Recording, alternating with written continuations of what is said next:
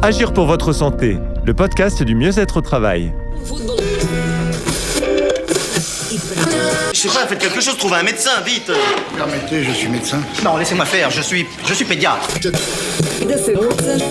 La médecine du travail. Et oui, elle existe, elle est à la disposition de tous les salariés depuis 1946, date de sa création, mais on a un peu tendance à l'oublier.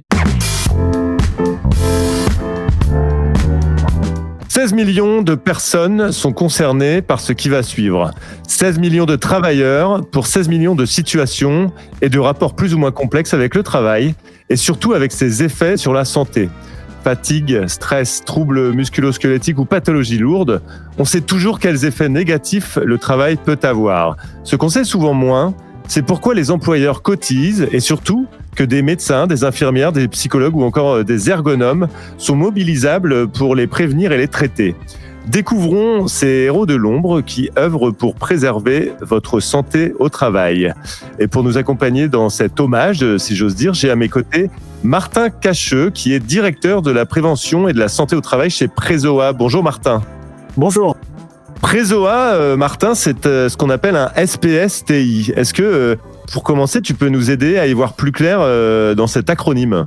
Donc un SPSTI, c'est un service de prévention et de santé au travail interentreprise. Interentreprise, ça veut dire que nous sommes à disposition de nos adhérents, quel que soit le type d'entreprise, à l'exception du monde agricole et à l'exception du bâtiment. La particularité de Presoa, c'est que nous avons fusionné avec un service de prévention et de santé au travail du bâtiment, ce qui fait que sur l'Oise, spécifiquement sur l'Oise, nous travaillons également avec des adhérents du bâtiment. Des entreprises de tout type et de toute taille aussi. 80 à 90%, nous sommes sur des petites et très petites entreprises, mais chaque entreprise doit adhérer à un service de prévention et de santé au travail ou créer, dans le cas d'un service autonome, son propre service. Donc, ce qui confirme bien que ce qui va suivre va concerner un grand nombre d'auditeurs. Le périmètre de Presoa, ces actions pour la prévention et la santé au travail, sont bien encadrés par des textes de loi. Il y a d'ailleurs régulièrement des évolutions législatives. Mais si on doit dire en une formule, aujourd'hui, Martin, c'est quoi la santé au travail en France ? On pourrait reprendre la formule qui date du 11 octobre 1946, c'est la définition d'un service de santé au travail, c'est éviter toute altération de la santé du fait du travail. C'est important parce que cette définition met en avant le rôle de la prévention primaire. Je vais prendre l'exemple d'un atelier où il y a du bruit. On va parler de prévention primaire quand le fait qu'il y ait du bruit va créer un mal-être et des dysfonctionnements. Et donc la prévention primaire, ça va être de enlever le bruit. La prévention secondaire, ça va être de mettre en place des protections pour éviter les atteintes aux salariés. La prévention tertiaire, c'est le salarié est atteint, il y a une difficulté et le médecin du travail et son équipe vont soigner ce salarié-là. Là, on est sur le tertiaire. Et au fur et à mesure des lois, et maintenant et aujourd'hui, on se repositionne sur la prévention et c'est pour ça qu'on s'appelle service de prévention et de santé au travail. Tu as cité la date de 1946, mais il y a des évolutions assez récentes, je crois, en ce qui concerne la santé au travail. Oui, la dernière loi, justement, remet en avant la prévention primaire et la notion d'équipe pluridisciplinaire. On doit, en tant que service de prévention et de santé au travail, le même type de prestation de Dunkerque à Marseille. C'est ce qu'on appelle l'offre socle. Alors, c'est limpide quand tu l'expliques. Et pourtant, nombreux sont les employeurs qui ne savent pas précisément pourquoi ils cotisent. Et d'ailleurs, nombreux aussi sont les salariés qui sont mal informés sur leurs droits. Comment on peut expliquer cette mauvaise information ? Je pense que c'est d'une part par le fait qu'on a tout de suite axé sur le soin et soigner le salarié. Il y a des obligations concernant les visites. S'il n'y a pas eu la visite d'embauche de fait, s'il n'y a pas eu les visites obligatoires de réaliser, eh bien, l'employeur estime qu'il peut être sanctionné. Et donc, nous, notre seule réponse, c'est qu'il faut réaliser les visites. On ne se situe plus là, ou en tout cas, on ne veut plus se situer là. Et c'est pour ça qu'on met en place beaucoup d'actions, qu'on a créé un service de communication chez Presoa et qu'on communique beaucoup sur le rôle complet d'un service de prévention et de santé au travail.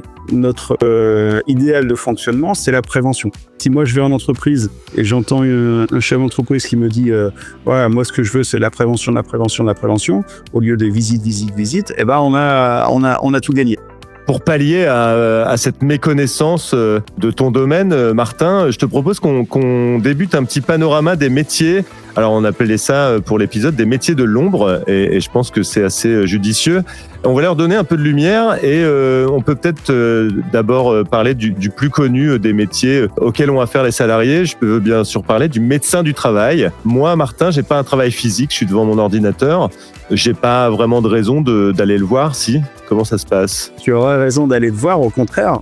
Le médecin du travail est là pour l'ensemble des salariés avec son équipe pluridisciplinaire, c'est le pilote. Son travail à lui, il va pas se limiter aux douleurs, aux accidents. Il va aussi, lors d'une visite, mais même si tout va bien, il peut détecter des signes individuels ou même collectifs. Dans votre service, bon, ça va pas forcément très bien, il peut y avoir quelques tensions. Bon, ça vous le dites, lui il va l'enregistrer, et puis il va voir un de vos collègues. Et de la même façon, on remonte une difficulté particulière, rien de grave, mais une difficulté particulière.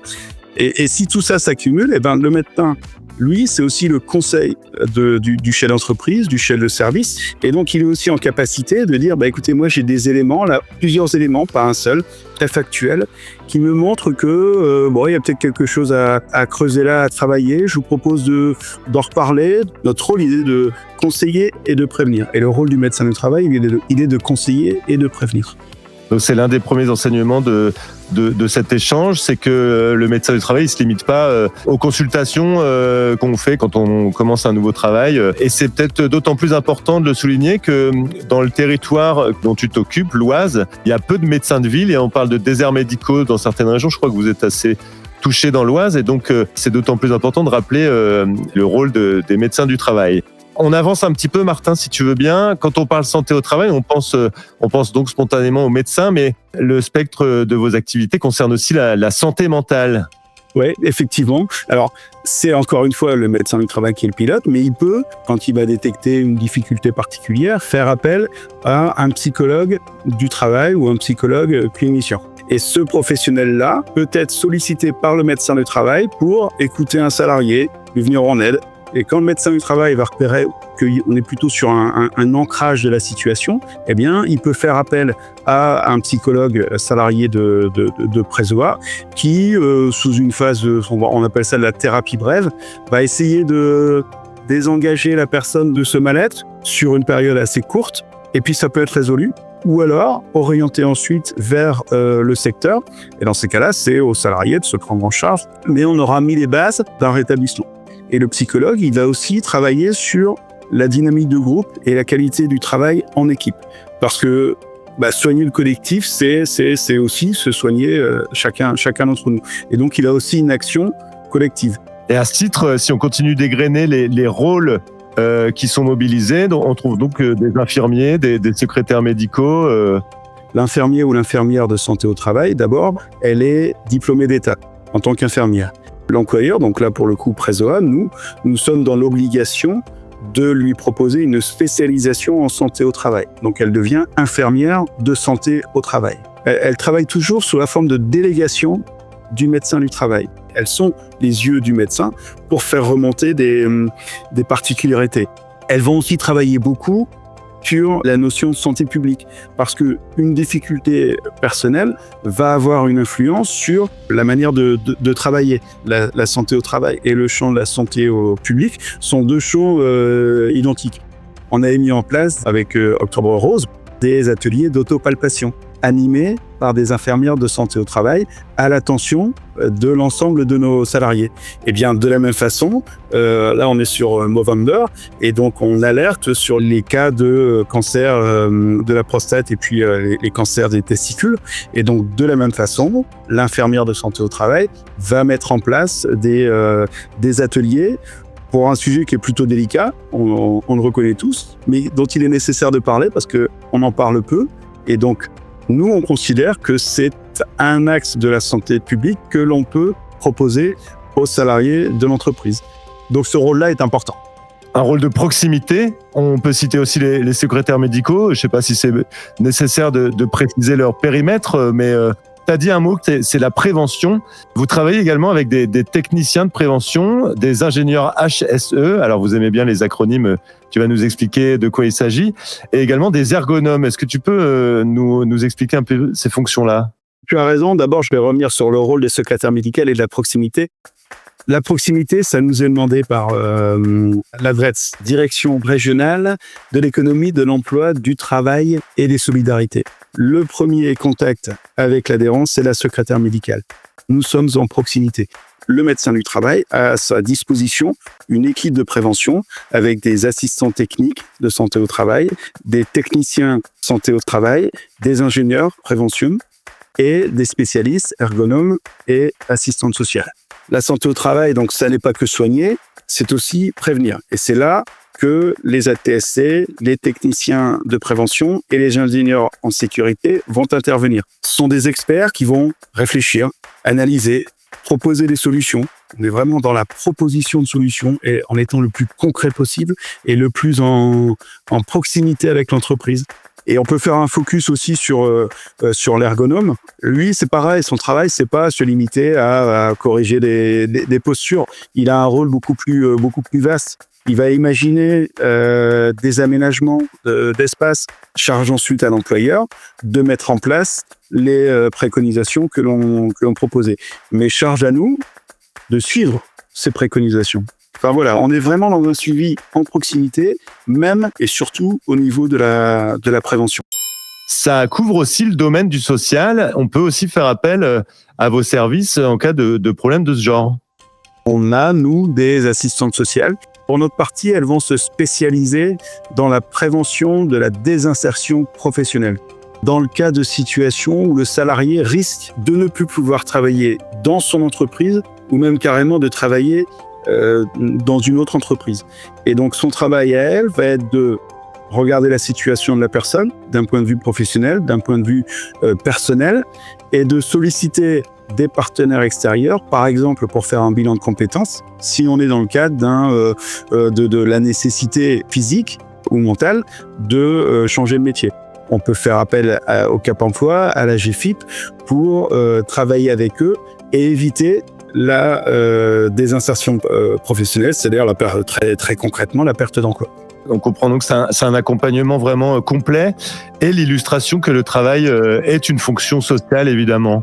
J'aimerais qu'on complète ce tour d'horizon, Martin, avec les fonctions support, alors qui te concernent directement, hein. Ce sont ces métiers qui interviennent en assistance de tous les autres, peut-être qu'on a cité auparavant. Et toi, par exemple, tu es un peu le chef d'orchestre dans tout ça. Est-ce que tu peux nous parler de ces fonctions support et de la tienne en particulier ? Merci de me donner l'occasion de pouvoir en parler parce que j'allais dire qu'on est encore plus dans l'ombre et tant mieux presque des fois et qu'on va se positionner. Alors je parle de la direction effectivement avec le CODIR. Je parle des chefs de service aussi qui sont là pour organiser le travail pour que nos équipes pluridisciplinaires et en l'occurrence le médecin du travail en tant que pilote puissent avoir les conditions de travail pour aller en entreprise et pour devancer les problèmes dans les entreprises. C'est un rôle super important et je pourrais mettre aussi en avant le service relation adhérent parce que c'est un service qui n'existait pas forcément chez nous ou qui était noyé dans une masse d'autres missions.